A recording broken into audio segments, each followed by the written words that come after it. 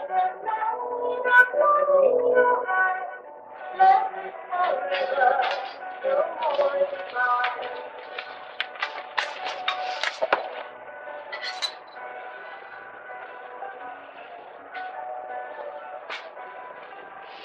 các bạn, hôm nay mình sẽ hướng dẫn các bạn thay chiếc card đồ họa cho máy tính cây hay là máy tính PC. Các bạn xem chiếc card đồ họa, mình sẽ thay một cái card đồ họa khác. Muốn thay cái card đồ họa thì các bạn cần phải có biết. Mình sẽ vặn cái nắp trên của cái card đồ họa phía sau. Các bạn một là vặn ốc lại.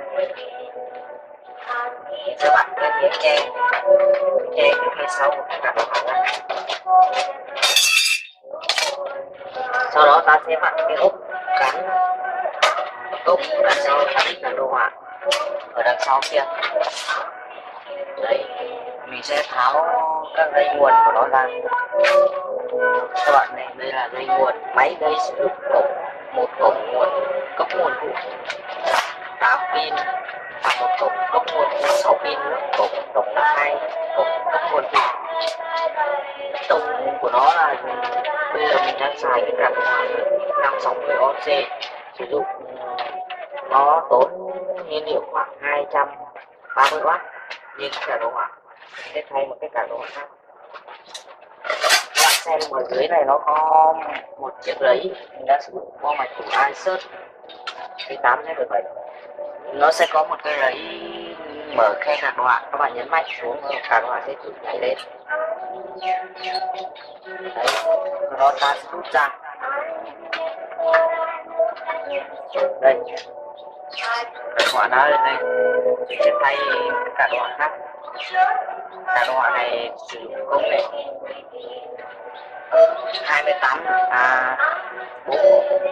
45 nanomet.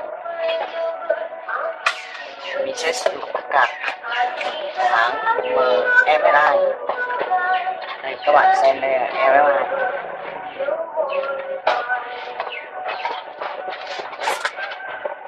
Còn đủ phụ kiện.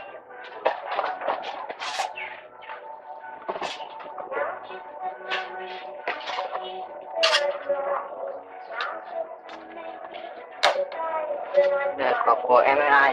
Còn đủ phụ kiện đây. Mình sẽ gắn card đồ họa. Đây, cái card đồ họa này của MSI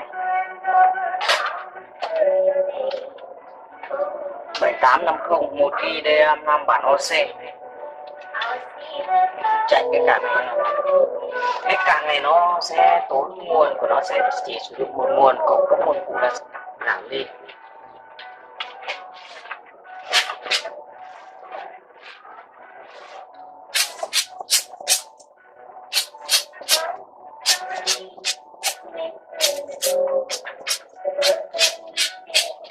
Nhân tiện mình sẽ vệ sinh máy luôn.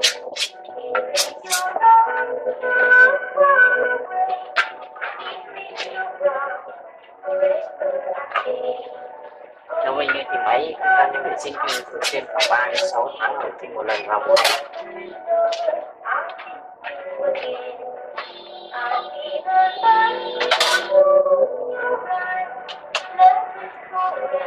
Đấy, mình đã sử dụng 9 gram dùng 4 thềm. Tuy rằng nó không có độ thua của RAM nhưng mà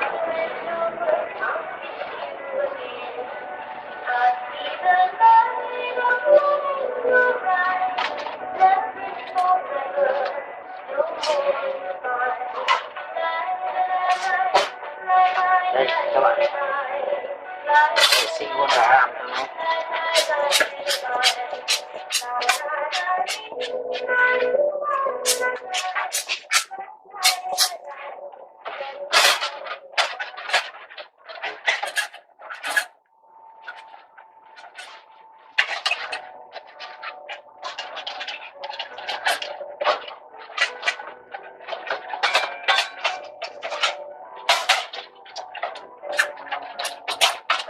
Tiếp tục.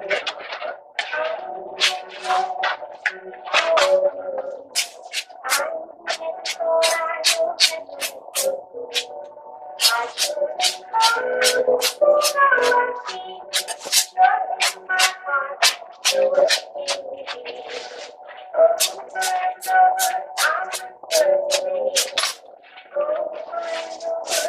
bây giờ mình sẽ gắn chiếc cam cho bạn các bạn, rất là gọn. Đây các bạn, nó nhỏ hơn một tí so với cái cam kia và nó chỉ tốn điện thì rất ít. Đây mình sẽ lắp vào, mình cũng lắp vào cái cụm như cái cạc của cái hãng GTX kia, mình sẽ nhấn mạnh xuống.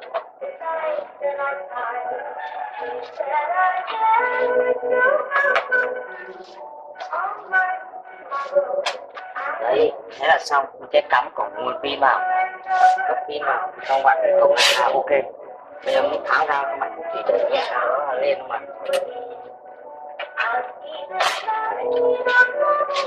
Thế là xong. Cảm ơn các bạn đã theo dõi video này.